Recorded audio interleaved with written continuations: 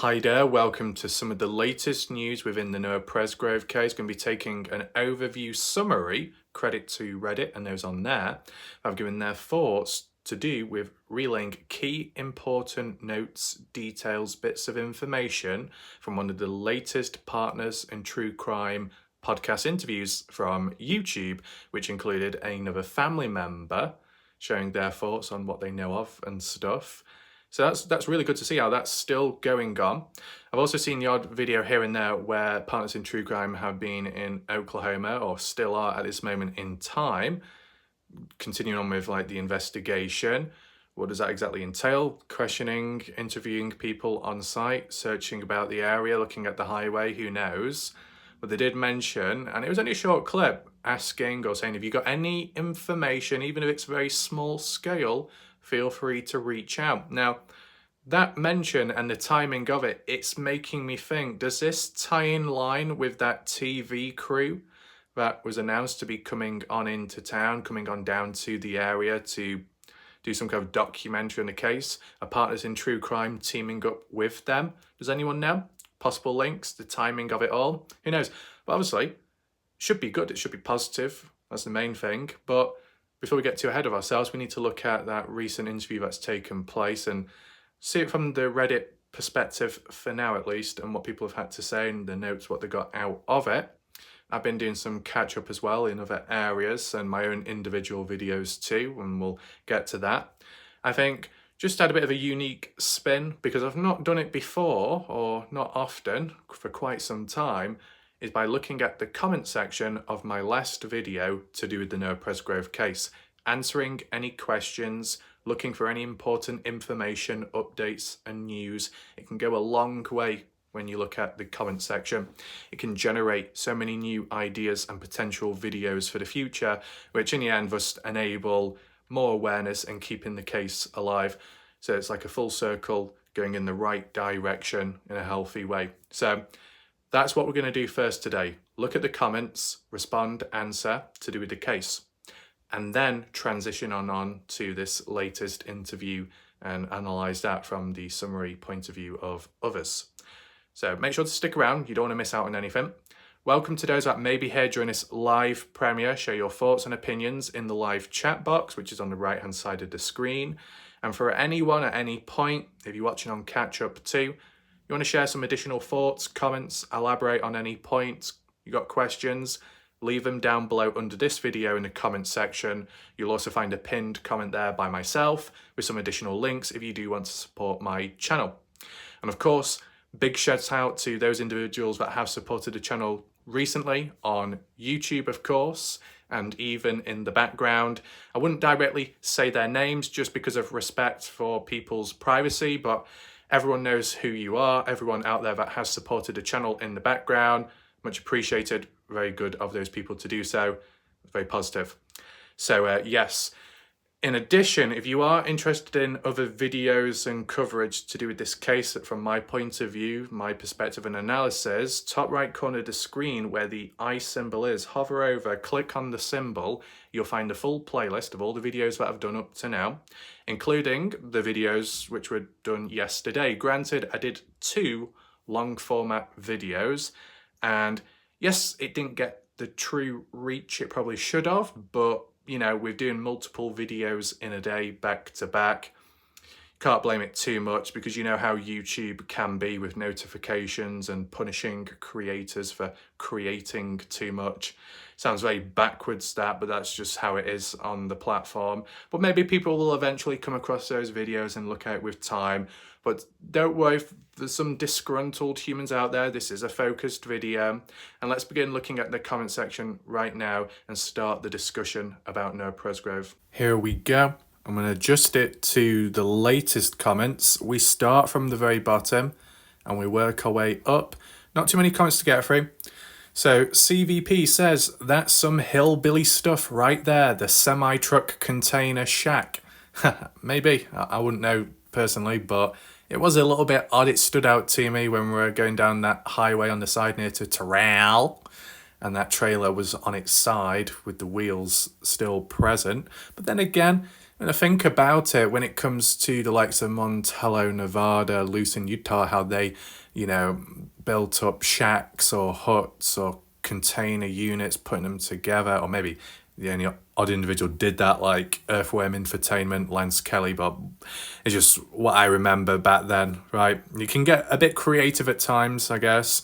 Poppycock, shout out to Poppy, of course, for their gifted membership last night. I've just remembered. Shout out to them. Poppy says, the same people that created the fake Noah Presgrove's army group are the people who started the Sofa Sleuth group. Okay, thanks for confirming that. But in terms of the pages, the original fake Noah Presgrove's army group, was it then disbanded or renamed to the Sofa Sleuth group? Or are there two separate groups by the same people? I wonder. We got Sunny, keep up good work, appreciate that, will do. More videos to come. We got Mark, all the evidence has vanished. Has it all vanished? Maybe we can do a poll on my channel and see what the majority of the public think. Do you, anyone watching right now, do you think all the evidence has gone? That's it, game over? I think to say all of it has vanished would be incorrect if you were going to take in consideration the mismatched shoes and part of or the chain broken up. They're key things that Noah was supposedly wearing at the party, or more so if he was supposedly leaving the party or being attacked at the time, or some kind of ambush taking place based off that scenario. So there's some items that were retrieved and some items that were near to Noah's body. But then, yes, as for the shorts supposedly being replaced, that's very unfortunate. The golf clubs going missing, supposedly being found, and then going missing after that again, once and for all, maybe. That's a great shame.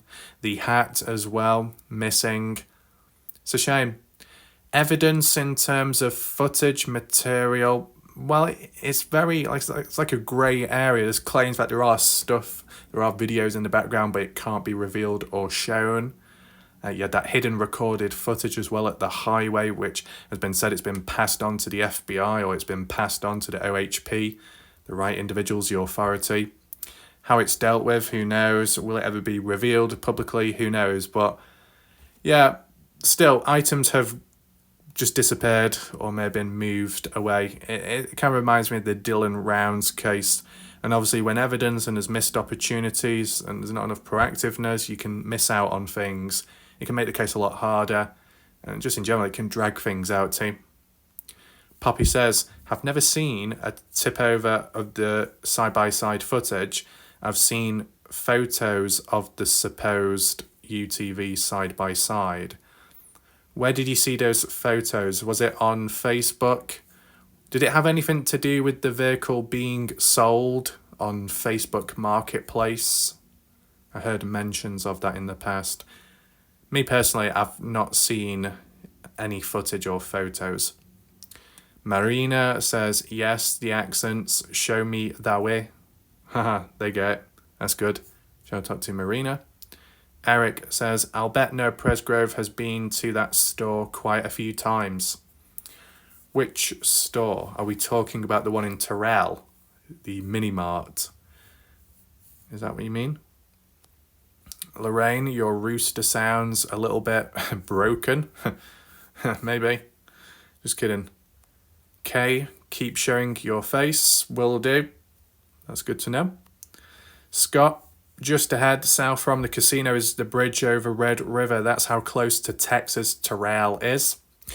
And, you could argue and say that's significant because of the distance, the timing it could take or would take for those from Texas to get to the party house or vice versa, such as at the time of the party. As for the timing of when everyone left the house, it would have been nice if it was like bullet pointed somewhere, the exact times of when everyone left. You know what would have made it so much easier? CCTV footage, because it would show everybody coming and going, and it was obviously give a time as well in the top corner of the screen or in the files. But unfortunately, that's a missed opportunity. supposedly. Mark says, Raf, thanks for your hard work. Appreciate that. I think the main reason viewership is down is because we just don't see any arrest coming anytime soon. Fair enough. Not that we don't see that possibly happening in the near future. Gets a bit hopeless. So in the meantime, to fill that void, people will probably move on to other cases or may return back to other cases they've been looking at to see what's going on. It's like the Jay Slater case. Some have obsessed over it, and then once things have dried up, oh, let's go back to the Sebastian Rogers case and see where things are at there. Oh, let's go to the Idaho 4 case. There's like a routine what people do, whether it be a viewer or more so the creator. But when it comes to me, I find a case which I find interesting, I stick with the case up until I can't do any more, right? Within reason. But there's been times where I've finished what I started. Christine Passay Parker case, Dylan Rounds case, nailed on. Other cases out there may remain open.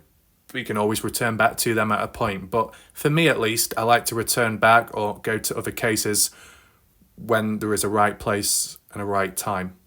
Also, the hobo shoestring case, I covered that briefly, which was quite explosive in terms of the audience and community that came on in for a short time and period. I wasn't expecting it. It was good. But it did come a wave of people complaining, saying, how dare you, ref, get involved with this case and community? You're just profiting off of it. I'm sorry, but my channel and what I cover is built around missing person cases up to a point and mysteries along the way. Because I've gone into your community, you feel under attack, that you got some kind of hold over it, exclusive rights. Get a grip of yourself. That's what I couldn't understand with some humans out there. Scott says, hired hands keep the property up, I imagine. Yeah, I guess so. But, I mean, everyone will have their own preferences, but, you know, if you own a lot of land or you got a bit of land and you got a decent-sized house or you got multiple buildings and they're just not being used that much, isn't it just a waste? It's kind of going to waste. Yeah, you can keep it maintained and get other people to look after it, and if you got the money, it doesn't really matter if it's going to waste or not. You got enough money, it's fine. But still, it just seems a bit weird. And, you know, if people don't actually live there right now or not regularly living there, it just seems a bit creepy and eerie. Does anyone else feel that way? I mean, as for any locals that may use the highway, or anyone in general that's watching my videos, have you driven down that highway? Does it feel eerie to you?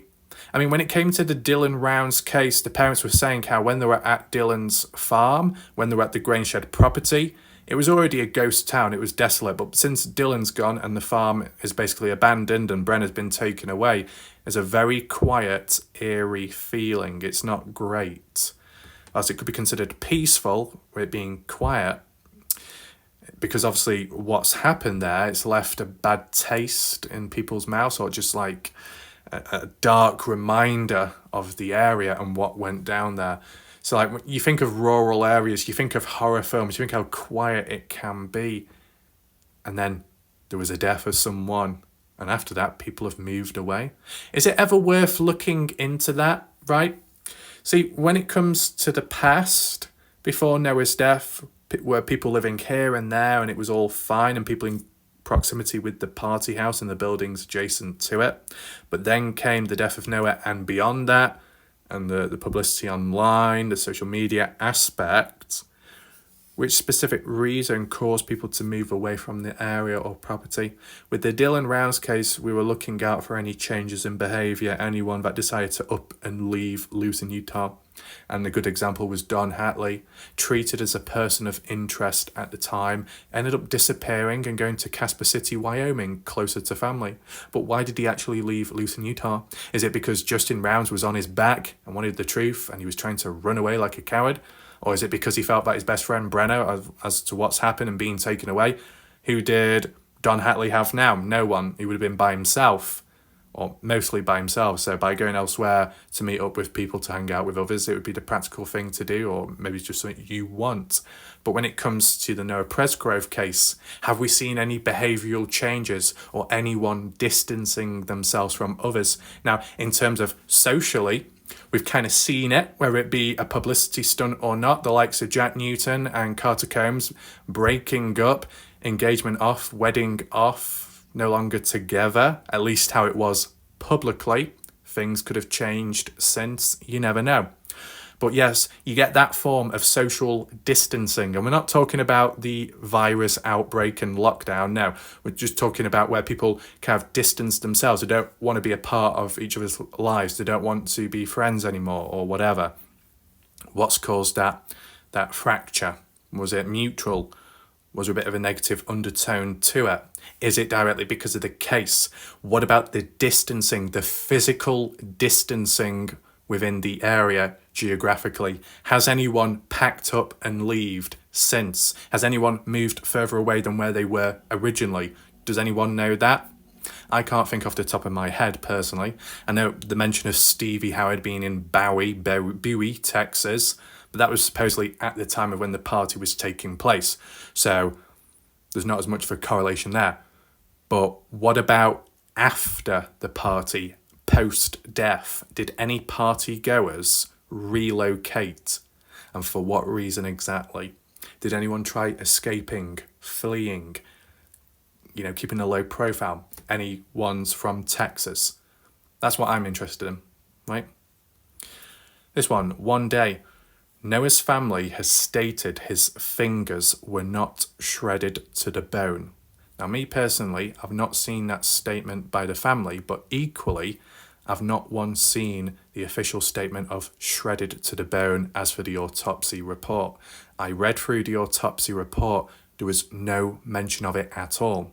But I've heard it being talked about online in the community.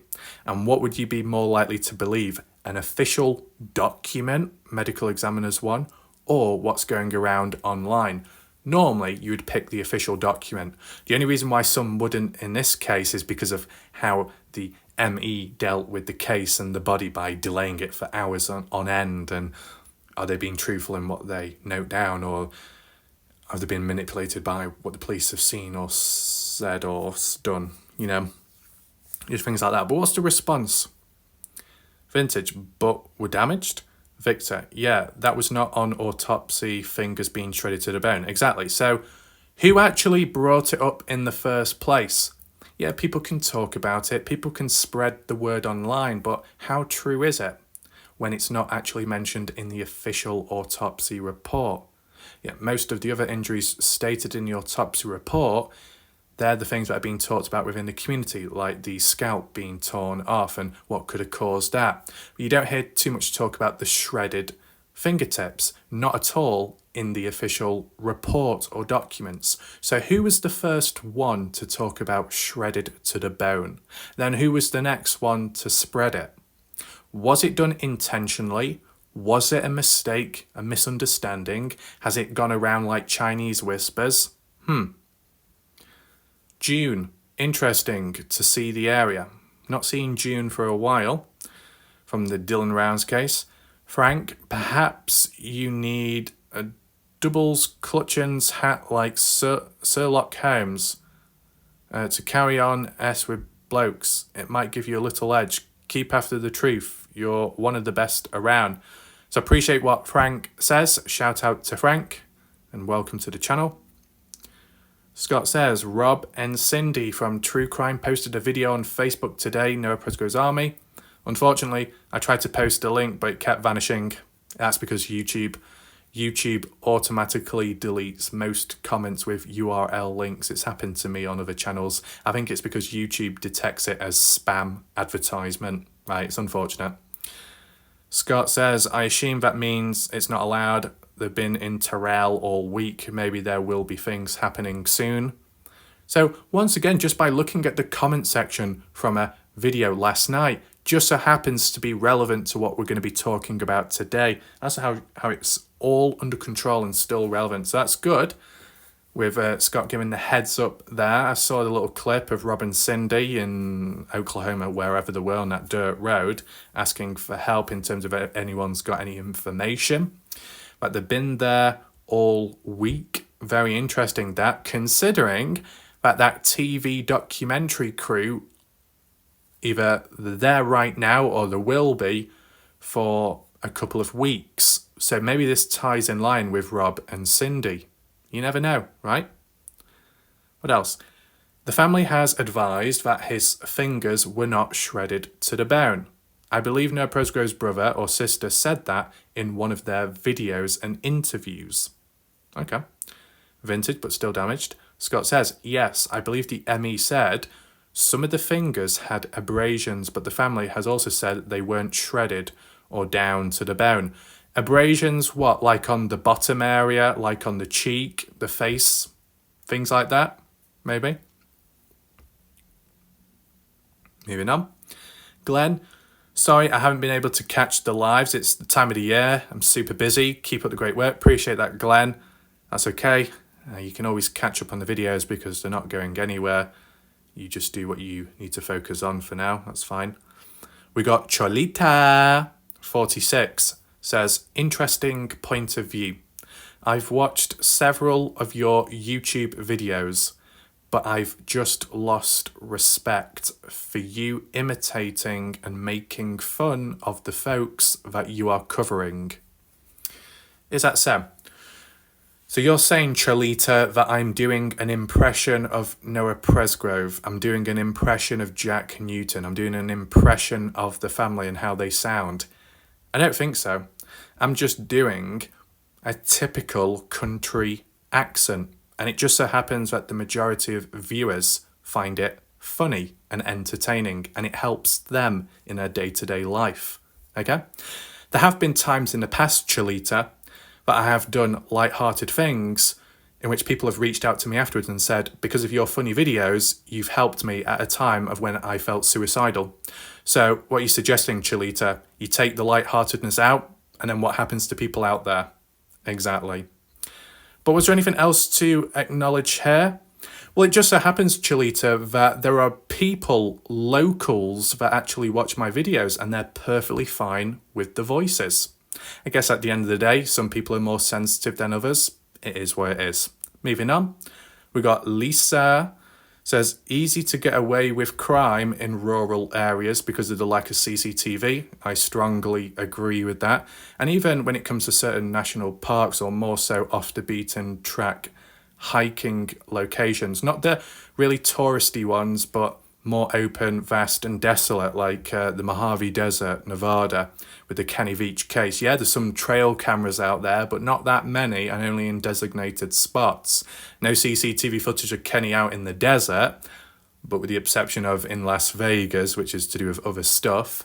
Dylan Round's case had absolutely zero surveillance footage in Lucin, Utah, in the relevant key areas. It was very disappointing. It would have gone a long way if it was available. The only miracle that saved parts of the case, or at least enabled it to move on quicker, a turning point, was the phone of Dylan found at the pond, in which November time of 2022, forensic team did an analysis of the phone, retrieved a file, a video time-lapse of the killer Brenner inside of the trailer, 30 minutes after the supposed murder of Dylan Rounds, cleaning a firearm, which could have been used, the one, with blood all over his hands, his arms, sleeves and shirt. And that shirt found later tucked under in his trailer by police, and DNA matched of Dylan's on that shirt, and possibly the blood as well.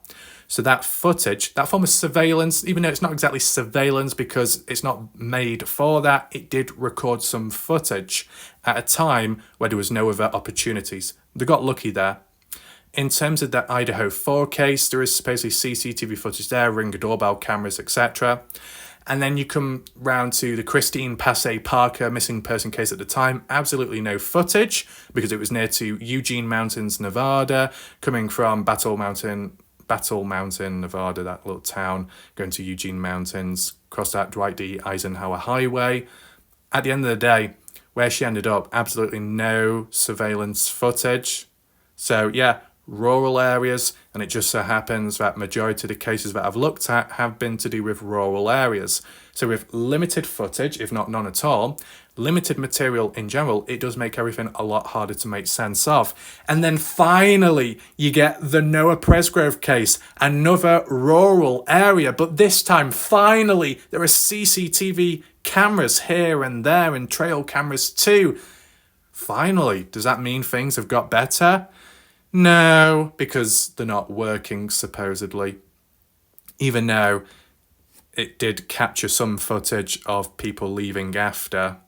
So either it did work or it didn't, unless it's a bit faulty on and off. But very convenient, of course, for those at the party that may have been doing things, or if Noah was caught up in some trouble. You know, camera footage goes a long, long way. And this was the one time in a rural area where there was a good chance and opportunity, and they still messed up. And you know what? Even if that CCTV footage was working, by the time they would have got a hold of it, probably that still wouldn't have happened yet if there was no search warrant in the first place of the property. Okay? A search warrant, check the property out, may check the cameras out as well, likely. If you're not going to go anywhere near the place, you're likely not going to go anywhere near the cameras. It goes hand in hand. So that's the dark reality, that if the cameras were working, or maybe people in the background are lying about them not working, but they were actually.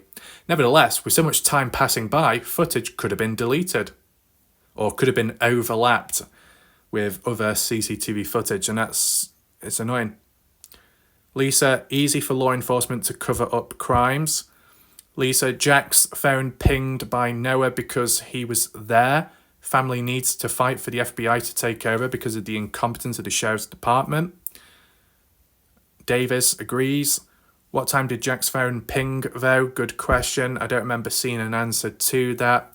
When it came about the whole phone pinging near the area of Noah, it was worded originally that there was 2 phone pings. One was Jack, the other individual. Who was it? I don't think we ever really found out, or it wasn't exactly cleared up enough, and I've not heard it since. But from Jack's point of view, at the time, Jack was saying how, because of that phone ping situation, that's kind of what followed on with the polygraph test, passing that, and then being told by the police directly that the reason why the phone pinged in that area near Noah's body is because the area has a bad signal. It's very faulty. So it's given the wrong location where it pinged at. Well, that'd be very convenient for Jack, of course, if that was the case, and Jack at some point was there, and from how we've heard it worded, much earlier on. So I wonder at what time that phone did ping at. Was it 4 a.m, as Jack said, Noah passed away at that time, maybe at the highway? Or was it after, before 5:15, but after 4 a.m? Or was it after that, 6 a.m? Which one? Which timestamp, which linked with the phone pinging, right?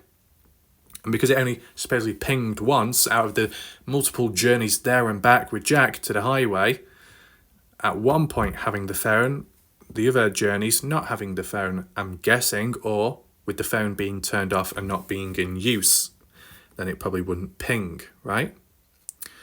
Was there anything else to acknowledge, though? Not really. I mean, in terms of the area having a bad signal or it being a bit dodgy, would that cause a phone to ping in the wrong area? I'm not too sure, but we have heard about it mentioned by others that it's not the best signal out there. Like even Tyler Hardy mentioned it. It was just mentioned in general, 3 calls made. First one by Tyler, the semi-truck driver. Second call was by Tyler Hardy, which didn't work. It was just static because of a poor signal, and we've seen that officially mentioned. Okay? And then the third one by Tyler Hardy, once again, his final one, and his successful attempt at calling into police. So that kind of reinforces it from Jack's point of view in terms of the bad signal. Got Cleo there, shout out to Cleo. We got Pooh. Says, I just watched an episode on Noah, Partners in True Crime. They had that lady Jodie and Noah's cousin on. Well, that's good to know. Once again, we've got a very relevant comment, and this is what we're going to be taking a look at later, or pretty soon, depending how fast we get through the comments. So make sure to stick around. Pooh says, apparently, they went down to Terrell. Cindy said they were very close to finding out what happened. Is that so? And it will be out soon.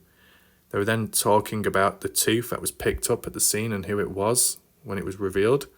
It's going to be epic. I guess we'll see what happens with time. Victor, maybe, let's hope, but I think investigators know how it happened, but not who. I mean, it's interesting if Cindy and Rob, when they were down there, they suddenly know the truth. And what, is it the first time they've been down there and already know? That was quick. We got this person, TJ.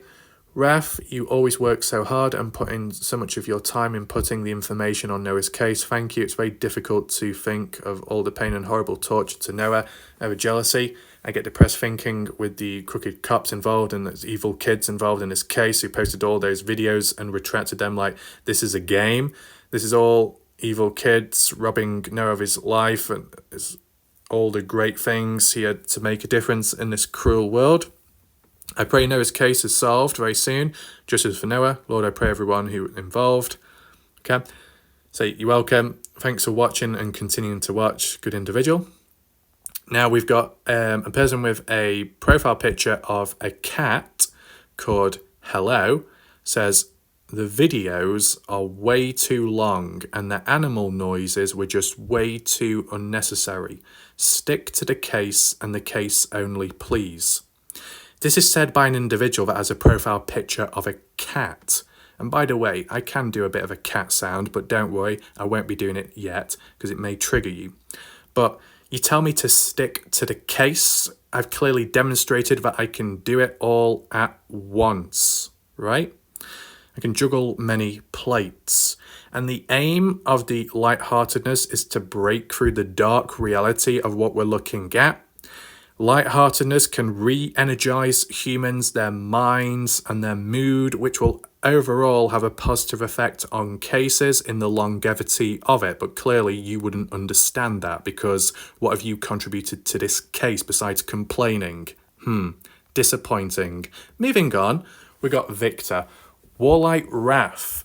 Sorry, viewers, I've declined on this list. I'm still interested in the case. Can you go over True Partners in Crime? I like their interview. There was some interesting things said to look at with Noah's cousin. I think the autopsy lady, yeah, probably peaked, but the hinted investigators know what happened. So that's good to know, Victor, because in a way that's what I'm going to be doing very shortly in today's video. So hang about and we'll get to that. We got Jan Accents. Shout out to Jan, good individual. We got a person called Tanya says, seriously, like your channel, but please stop the voices and animal sounds. If I stop the voices, then it's going to be a video of complete silence. I do have to talk when I'm narrating, but you know what? It is what it is. The majority of people like it, some don't. There we go. We've got Divine Vision. Lol at the accents, animal impressions. Glad you like them. Shout out to Divine.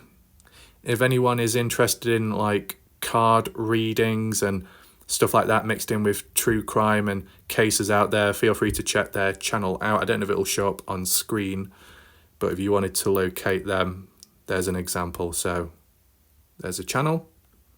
Moving on. Junie, very good sounds. Appreciate that. Then we've got Davis. Warlight West standing on Business World Chat, much love to you. Real friends, there we go. And as well, she says, rural country town, sundown town, get away with murder town. I thought this was going to turn into a bit of a rhyme or something. Come on this, devastating, heartbreaking. Happy you showed us the area, you're welcome. I love how you can have a beautiful accent and come from all walks of life. God is more than powerful. Okay. You got the country accent down packed. Haha. That's good to know. It was a holiday. That's why lots of traffic makes little sense. Do you mean it doesn't make sense as to why there is so much traffic on the road because it's holiday time so people aren't going to be going to work? But Tyler Hardy said on the day he was driving to work, wasn't he? I mean, people do work at different times, people will have shifts. And in general, even if people weren't working, they could be visiting family or friends or meeting up with individuals, and they might be getting an early start to the day, you never know. Trailer park with horses. Maintaining the fields, that's why you need a hired hand, exactly. Repair fences, roof, paint, always needed. But it just seems a bit weird maintaining something that is no longer in use, or will it be used in the future? Do you think there's a possibility that that land or that building will ever be sold? That's something to look out for. Be on the lookout for that if there's any changes done to the landscape visually, or more so their party house. If the land, if the buildings are demolished or sold, it's definitely worth keeping an eye out for that, because you never know. Middle of nowhere, dark and creepy, true. Junie, interested in what the private investigator said about the small buildings around the river. I don't remember hearing what the private investigator said about that. Small buildings around the river? Which one? Red River, the one near to, or along the line of Texas? Revolution, what the hell was that? Who laughed at the timestamp of 11 minutes 15 seconds? It was me. And we got this one. Do you still play Mordhau? I haven't played it since 2020, early on. I probably do need to return back to it and play the game. But then again, you've got Chivalry 2, that game. It was free to play on the Epic Store. I'll have to give that a try as well. But yeah, Mordhau, very good, very creative at the time. But I ended up stopped playing because it got a bit too difficult in terms of the skill gap, and I moved on to other games. But I can always return back at some point. But I don't know if this individual has been around my channel for a while, because I did actually upload videos on this channel to do with Mordhau. So shout out to this individual here. If I don't remember seeing them, maybe I actually came across them in-game. I don't know, but that's interesting. What time did Jack's phone ping? I don't know, honestly. So we've gone through the comments there. That's all good. And some are asking, inquiring about the interview. Let's just take a summary of some of the key important points to take away from that video. And we'll head on over to Reddit for that. Here we are. So credit to Cheap Caregiver for them sharing key takeaway points from the interview in a summarized way, which is probably more summarized than if I was to do it 10 hours ago. Also, there was another individual that did something similar on the same page, someone called Perspective or so. But I'm just choosing to look at this one specifically and see how it goes. Partners in True Crime Podcast, episode 10, with Ashley Chadwick, Noah's cousin, and Jodie Barth, crime scene investigator with over 30 years of experience. I believe Jodie Barth has appeared in interviews beforehand, giving her thoughts. But as for Ashley Chadwick, was this her first time, yes or no? Let's see what the key points are from YouTube. Ashley Chadwick asked the questions to Jodie, a crime scene investigator with over 30 years of experience. Okay. So Ashley's first question to Jodie was, when you first arrived to a scene, what would you do as LE or Emmy? Jodie stated that she would secure the scene immediately. And to be honest, I think that's what most people would do. Prevent anyone from coming in and anything from coming out.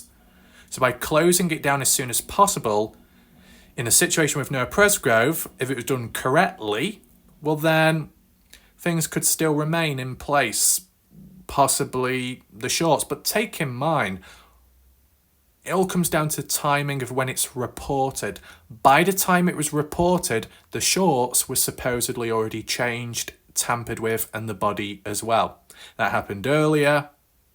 It happened after Caden, but it happened before Tyler and Tyler Hardy got there and made the first calls in. So you couldn't have prevented that. It was inevitable, unfortunately. In terms of Jack as well, supposedly picking up the shorts in the middle of the road and putting them in the back of his truck. That's kind of contaminating evidence and making it unnatural from where it originally laid within the case. It needs to remain where it is. But still, that couldn't have been eliminated because that was done before the police got there, I think. So, you know, by the time police got there, whether they closed it off or not, it wouldn't have really made much of a difference. It's what should have happened beyond that point with the timing of it, which would have been, maybe it's worth checking up on the house and working one's way back if things are lacking at this scene, right? So that's just me adding on my additional thoughts. I know this person is an expert, but I'm just adding in how would it differ within the Noah Presgrave case if things were done differently. Ultimately, what should have happened and what needed to happen by someone, somehow, if it was the right person and they were innocent, to make the call much earlier on so the police could get down there in time before the shorts were removed and replaced, before the body was adjusted, before the shorts in the middle of the road were moved aside. You know, things like that would have had to been done much earlier. But there was a lack of proactiveness, just like how there's a lack of proactiveness in terms of maybe reporting Noah as missing. If people claimed he was missing or felt he was missing and they were concerned, not concerned enough to report him in as officially missing, just assumed, oh well, he's missing, can't be that bad. Even though there was enough reason and concern to try searching for him in the first place that it's been claimed. Oh, but the second or third time round when he's gone missing and you can't find him, oh well, never mind. Yeah, we can't find him this time round and we were concerned the first time round, so technically we should be even more concerned and worried now, but actually we're not. Oh well. Yeah, it just doesn't quite work out, that mentality. It overlaps one another, not in the correct order of mind. Oh well. What else do we have? Document everything. That's what Jodie was going at. Document everything on scene through the photographers and field sketching. Document who is there, when they got there, and all that, their identities or identifiers. Then start processing the scene, bagging evidence, fingerprinting, etc. The body stays in place until she is done with it. How that would normally go. Ashley stated when Dale and Presgrave got there, the scene was not secured at all. I believe that was worded that way, yeah. I mean, whether it was secured or not, would it have yielded any difference to it? See, with the Dylan Rouse case, that was never treated as a crime scene. But what happened after the police got down there? It was June 2nd when James Brenner, the killer, the murderer at the time, casually walked to the possible crime scene or the murder scene, went inside the grain shed where Dylan was last at, casually take the vehicle out, tamper with possible key evidence and DNA, bag items up, which could have been evidence, and dispose of it, whilst the police were stood right there in front, whilst Brenner just did it without question and got away with it. You want to talk about dodginess? That's the definition of it, right? So, once police got down there, they should have cornered things off, treated it as a crime scene. You can't come in, but you can't leave if you're already on scene. Person of interest as an example. So you can't be going into the grain shed. You can't be touching or moving anything whatsoever when Dylan was the last person to operate that vehicle, such as the grain truck, supposedly. But it just wasn't the case. They were too lenient. They didn't tape it off, so Brenner could just go in and go out. It was quite detrimental to the case early on, of course, and it didn't show the LE in a positive light either. It annoyed the family, as example. When it comes to the Noah Presgrave case, from what I remember hearing, that it went into the evening or the afternoon. It went on for about 10, 11 hours of Noah's body being left out there on the highway because the ME was supposed to be coming on down, but instead they decided to take a different call in Lawton or something to another place. Will that be mentioned here? I guess we'll see. Now, in terms of that, not in terms of whether it was cornered off, closed off or not, I don't think there would have been much of a difference there. But in terms of the difference in timing and priorities by the ME that was supposed to be coming on down, who decided to go elsewhere in between, that's what caused the body to change slightly. The blood, the skin, the surface, the setting into livor mortis. I'm not an expert with that, but that's why it transitioned to. But if it was done sooner, earlier, the body would have been more fresh and maybe it could have yielded different results there. So that's the main part in my mind, at least. Okay, but let's just see. It says that with the parents coming and going from the scene, there were volunteer firefighters and a Oklahoma Highway Patrol coming and going. Jodie states it's natural for people to be coming and going, but that a perimeter should be set up where no one goes through that and someone who is outside the perimeter documenting who is coming and going and the roles in the investigation, what times they're coming and going.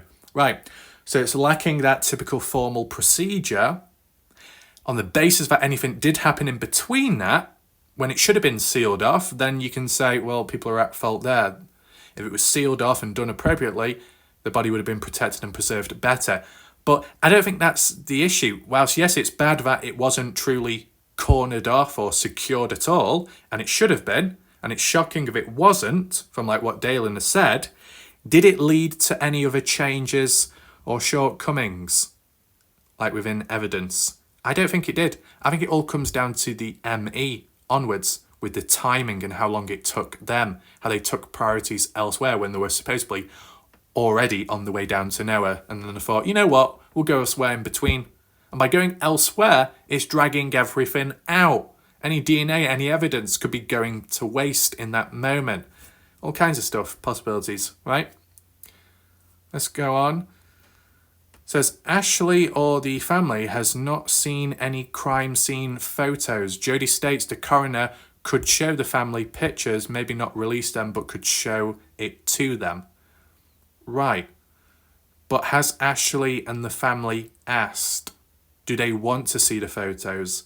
If they haven't asked and no one's approached them, then obviously you're not going to see the photos. So, does anyone think that photos were taken at the scene? And I'm not talking about the hidden footage on the highway, but the formal photos taken by the authority and higher-ups. Would the family want to see those photos, and what would it reveal to them to make sense of the situation, maybe? It says Jack picked up Noah's shorts and then put them in the back of his pickup truck and then placed them next to Noah.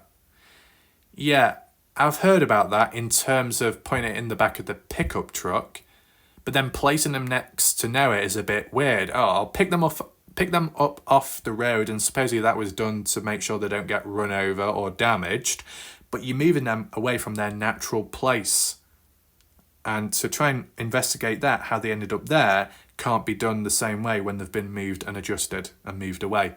Possibly not tampered, but contaminated. Because with Jack picking those shorts up, whilst if he's claiming that the shorts that Noah were wearing at that time were the ones of Jack's which were borrowed, then Jack may think, well, I've got the right to pick them up because they're mine at the end of the day. But still, it's possibly contaminating key evidence. And why would you put it on the back of your truck? To make sure it doesn't blow away. I think that's how it was quoted. But then to pick them out of the truck and think, you know what, no, I'll place them by the side of Noah's body. Very indecisive. Why do you have to move it from place to place like musical chairs? Just keep it in one position and don't adjust it. And if for some reason you felt that there could be harm to that evidence and it could go to waste, so you move it aside to keep it safe, don't be moving it again and again and again, because what good does that do? So, yeah, there's that. What else? There was a 30-minute window from the time the police call was made before the undersheriff arrived to the scene. Yeah, I mean, yeah, was it 5:43 supposedly, and it was 6:15 when the undersheriff arrived, around that time roughly. So what would have happened within that 30-minute time window? Anything at all? I wonder. Yeah, anyway, the most frustrating thing for Ashley was the lack of securing of the scene and the proper documentation. Volunteer firefighter leaked photos from the crime scene that were taken on their phone. They were leaked. Why? Where? When? Has anyone from Facebook or further afar, has anyone seen these leaked photos from the crime scene? Does this have anything to do whatsoever with that hidden recorded footage just after Caden left? Jody wonders how many photos were taken by the kids that showed up to the crime scene, since everyone is known to have their phones with them. Yeah, how many photos and footage was taken? Considering that when you look at the party footage, the remnants, the compilation of what we've seen, it seems more like a tribute video in the name of honouring Noah Presgrove, because nearly every clip involves Noah Presgrove in the background or up close towards the camera. Why is it all about Noah? What about the other people and other partygoers, what they got up to from different points of views and perspectives and angles? Oh, you're only showing photos or video footage of Noah because it's all about Noah after, but it just sounds like, a compilation or not, all this footage of Noah, is that all it was, even back then before the death? What was that supposed to imply?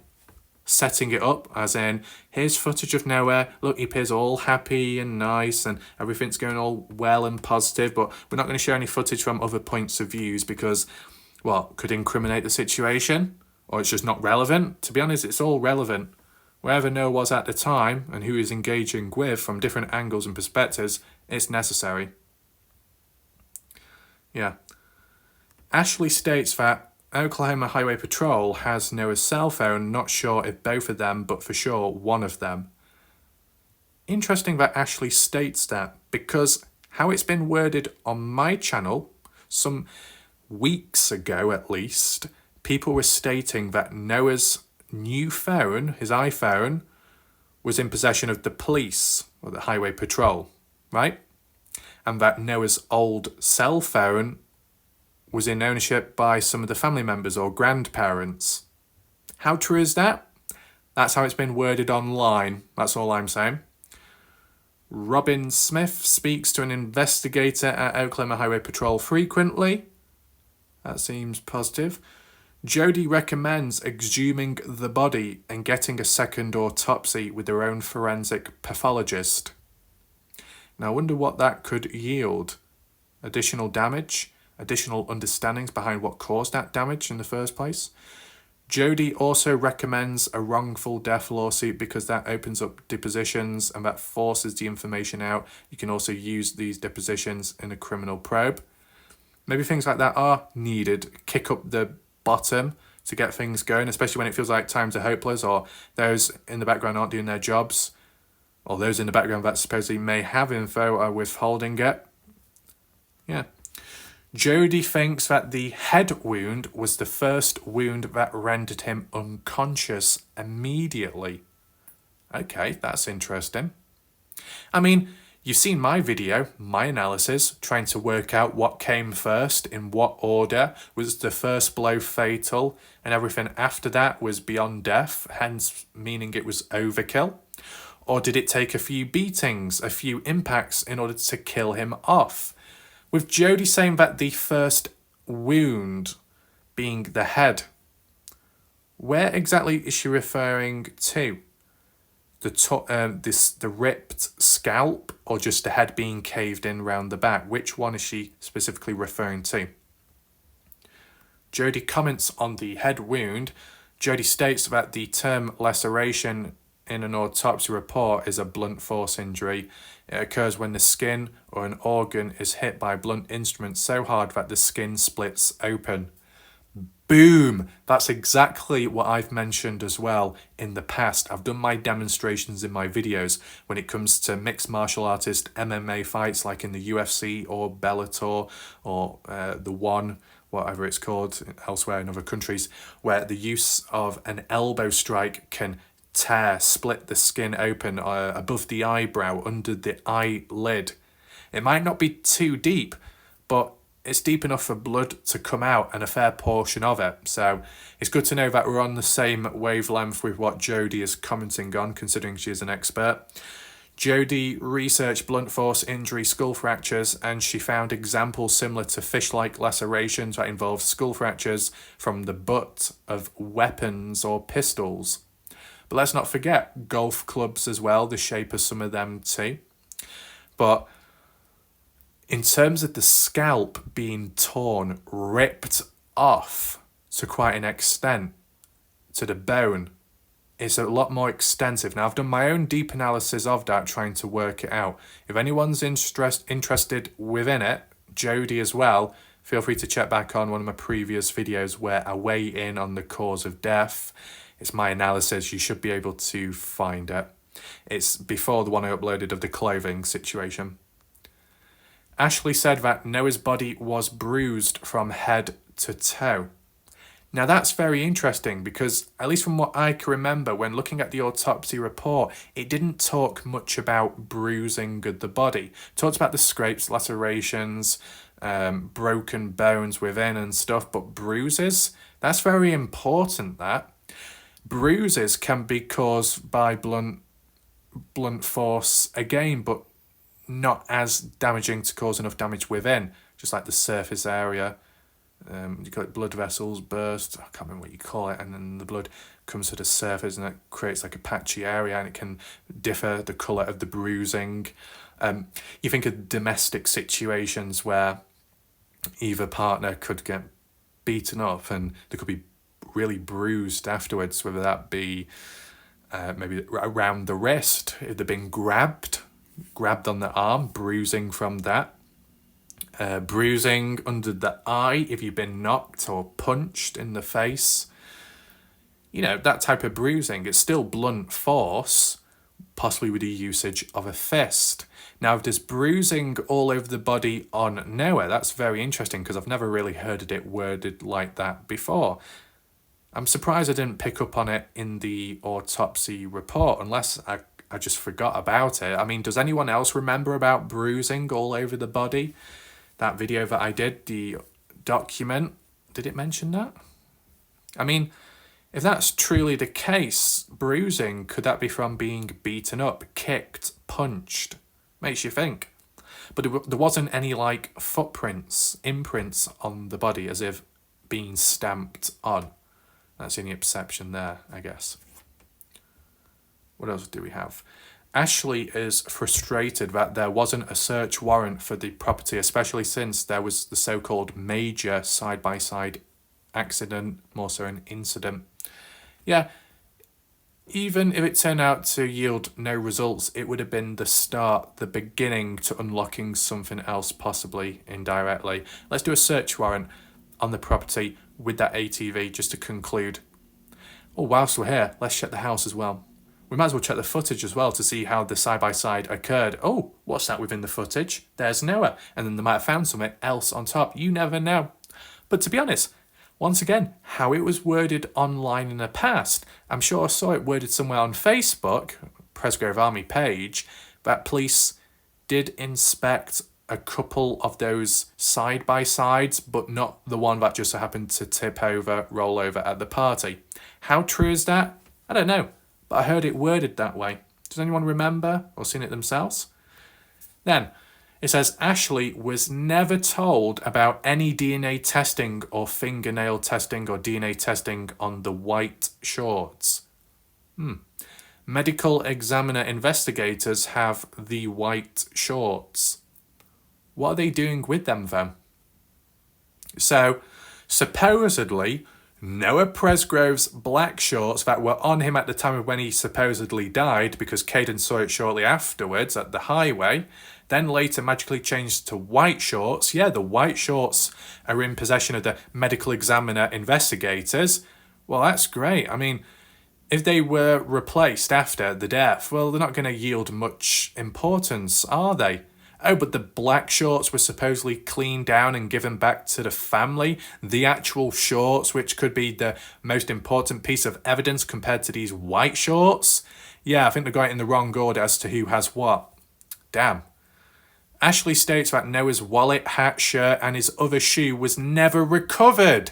There we go. There's a list. It's finally been summarised. The wallet. Boom. The hat. As we've heard, the shirt. It's all in the shirt, right? What the hell happened to that? I never saw Noah wearing a shirt at the party. Did anyone see photos of Noah wearing a shirt at the party? If he arrived shirtless, what's the point taking a shirt with you anyway? Is it in case it gets cold? As for the other shoe, yeah, that's the other thing that was missing. So Noah's personal items, if you wanted to include the golf clubs, even though it's not exactly Noah's, that's missing as well. So where is the wallet? Well, when it came to the Dylan Rounds case, the wallet was missing there. Was it ever found? I don't know. But I was assuming that maybe the wallet, you can find the wallet if you find the body because it's probably going to be in the pocket area. With Noah Presgrove, how much money would Noah have had on him at the time in that wallet? You look at death situations, is it motivated via money, financial gain? In the Dylan Rounds case, people were quite obsessed with that possibility. But then the supposed truth came out that Dylan Rounds, he didn't draw much money out at all. Like once a month, $120, $140. He had a big check here and there from custom farm work, $32,000, $33,000, but that was already cashed in. No one could get a hold of it. So it wasn't like money motivated in terms of killing Dylan there. It was jealousy, possibly for other reasons. Isn't it interesting how we've talked about the theme of jealousy with James Brenner, a much older, 58-year-old individual at the time, taking it out on a 19-year-old as a form, a fit, a rage of jealousy? And we're talking about the same theme and pattern here with completely younger individuals at a similar age or so. Jealousy. Very interesting, the crossovers. But in terms of the key items, what could yield from finding the hat? What could yield from finding the shirt, the other shoe? Would it have DNA evidence on? Were they disposed of? Right? Makes you think. Yeah. Anyway. Yeah. As well, if Noah accidentally put on the wrong shoe and he left his other main shoe at the party house, then where did it go from there? Why would anyone think of chucking it away? And when it comes to the shirt, the reason why it's kind of annoying, because what I've heard online for quite some time, and it was never really corrected, that the original story being claimed that, oh yeah, Noah Presgrove had a shirt, but Caleb Newton got a hold of it and decided to cut it up into little pieces and gave a little piece to everyone from the party. What? Where the hell did that come from? How did that start? Who said that in the first place? And who spreaded it? Right? This is kind of similar to what we were looking at earlier in terms of where the hell did this come from? Because Ashley is stating that the shirt is missing. Is it missing because it's been disposed of? Or it's been taken away? Or it's been destroyed, cut up? What is going on? Does anyone know about the shirt? Because Ashley doesn't seem to know. In terms of where it is, at least. Medical examiner investigators still have the shoes Noah was found wearing, which will be one of his own shoes, the Adidas, and the Hey Dude one, which is of Caden Pressey's. Okay. Dalen Presgrove, the brother, washed Noah's black shorts after he got them back from Noah's friends. Ah, there we go. Right, yes, I think I do remember hearing it worded like this, and Dalen was unaware at the time. It was just a simple mistake of washing those black shorts. It's very unfortunate. Now, what would have happened if Dalen didn't wash the black shorts and preserved them? Would it have yielded any different results? The fact that Dalen washed them and not Noah's friends, from how it's worded here, would imply the friends, were confident that there was no DNA on those shorts in the first place? But they were confident enough, based off the theory and concept, that they were taken from Noah's body on the side of the highway and replaced for white shorts. Then what happened with the black shorts? Were they washed in the background after that point of Monday morning, washed at the party house, and then handed over to Dalen, in which Dalen then washed them and then felt bad for doing it because it's possible evidence, but he didn't know at the time. But even if he didn't wash them, maybe the partygoers did earlier, but they didn't decide to tell Dalen. Very, very interesting. Yeah. And what is it about, we'll just hand these back to this person or to that individual, and then the other items, we can just dispose of at a scrap yard or a scrap pile. Why not just preserve absolutely everything and anything from the scene of the party or the scene of the highway in possession of Noah to the case? Keep it all in one location. Keep it all together. Hand it over to the right people and not just pass it about like pass the parcel here and there and spread it out. Key evidence, it shouldn't be messed about with. Right? What else? Jody asked if Noah's black shorts were damaged since Caden stated he saw Noah with the shorts on at the highway. That's a very good question. And Cindy cut that off and did not allow for the question. Ooh. If the black shorts were damaged to be answered, she quickly moved on to ask Ashley what else bothered Ashley, if there was anything else she wanted to ask Jody. Wow. So, For that to happen, for Cindy, Partners in True Crime, one of the channel owners, to cut off that, that question from being answered could imply that yes, the shorts were damaged, right? You're hiding something, you're trying to cover it up because it's sensitive, and that Cindy is within the case and knows about things in the background that it can't be talked about publicly. It kind of implies that the shorts were damaged. Well, then that would reinforce that those shorts were worn at the time of the death of Noah.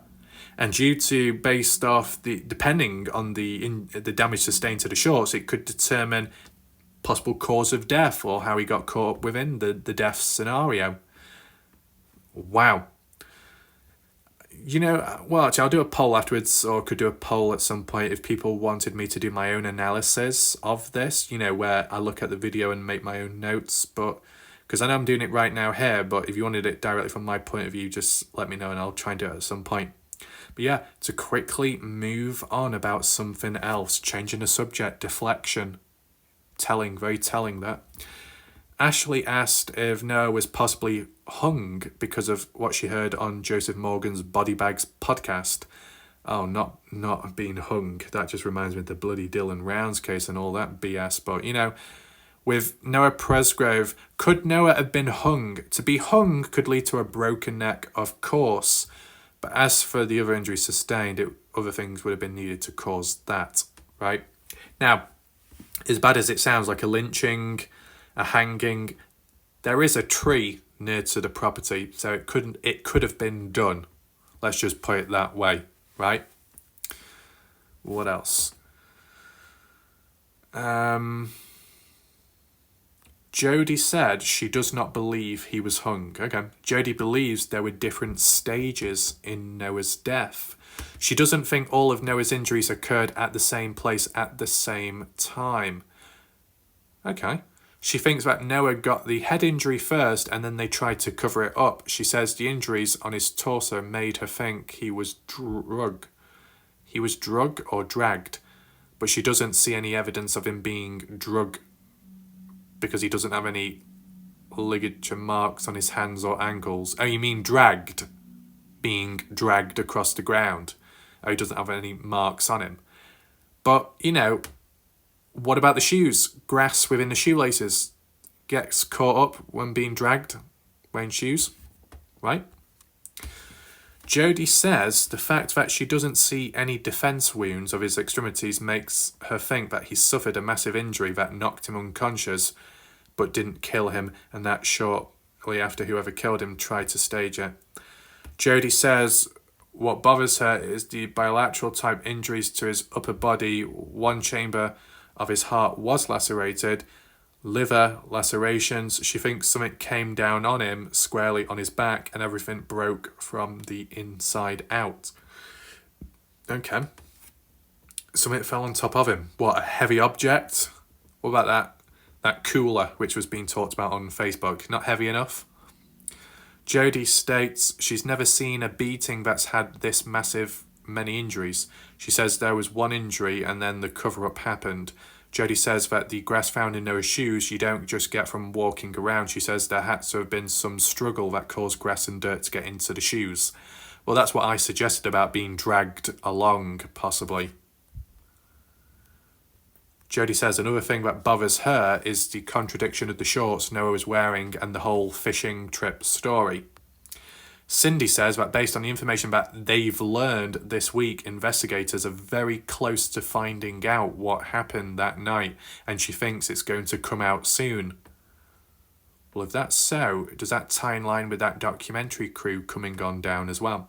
Cindy asked Jodie about the two found near Noah and if anyone should have touched it, and Jodie said absolutely not.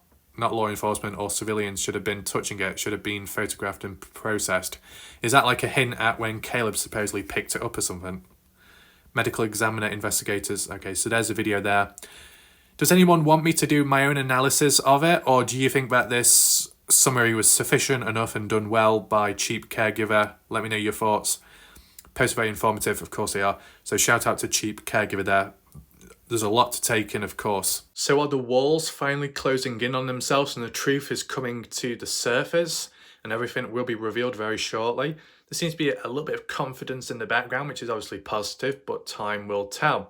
In the meantime, though, what's most important and what anyone and everyone can do is monitor and observe the reactions and any more behavioural shifts within key individuals within the case, or those tied to it, family of family, friends of friends, sisters, brothers. Look out for it. If this cousin of No Presgrove has reached out and done a public interview, put themselves out there on Partners in True Crime, we've seen the pattern with Justin Roy, got bashed elsewhere on Sofa Sleuths, and it's happened as well with Caden Pressey, and maybe further afar, being bashed, being criticised, and much more worse resistance at times, possibly. Would that happen with the cousin all of a sudden? Would it happen with Jodie Barth? Would it happen with Cindy herself, with Partners in True Crime, with being down there physically in recent time? Depends, right? It is a level of resistance. Once again, you can clearly see there's a pattern with whenever anyone puts themselves out there in an interview format, explains the situation with what they know of, what they've been told, and then resistance comes along. Is that because it's touching on the truth and people don't like that, so they respond negatively? Who knows? And as well, if the truth is coming out shortly, but there is also like a TV crew, it's getting really busy and hectic. Is anyone in the area or further afar considering moving away to lay low? Anything like that? Any physical distancing? Is that why the party house now is like almost like a ghost town and completely empty because of all the eyes and attention on the area? It's all closing in on itself, and everyone along the way is getting out whilst they can and moving afar? Or indirect reasons. You could like see it in a visual sense, can't you? So if it is met with heavy resistance, it's a possible sign. So just be on the lookout for that and see if anyone does bash the cousin after this recent interview. It's good that the interviews still take place. And yeah, maybe I do an analysis someday. It might help me better understand the wording and everything. I might even pick up on stuff I've not heard of before. But I just wanted to do this right now, at least. You saw what I did with Caden Pressey, that interview. We looked at it from a different perspective at first, and then I tried doing mine later. I could still do that. I don't know how long the video is. Hopefully it's not too long. If it's about an hour or less, well, that's like the same length as the last one, so that's all good. We'll see. Because you never know what's around the corner. This may have come out, something else could come out next, and that might need to be covered. There's an order to everything. But hopefully you found this video somewhat interesting. Whilst yes, it was just looking at a summary of what other people have noted from the original video, I did add on my own analysis and additional points as to how, if this was done or that was done, would it have made a difference? I don't think so. Because it was after, when people got down there, the police authorities, it was after, once they got there, it was before when all the dodgy stuff started happening, right? So it's worth taking that into consideration. I'm very surprised nothing mentioned about the ME, the timing of when they got down there. There was no mention of that in that. Well, actually, no. There could be mention of it, but it wasn't mentioned in this Reddit summary. So I can always go back over the video on YouTube and listen and see if there's any points that weren't picked up on by others. There's always that possibility.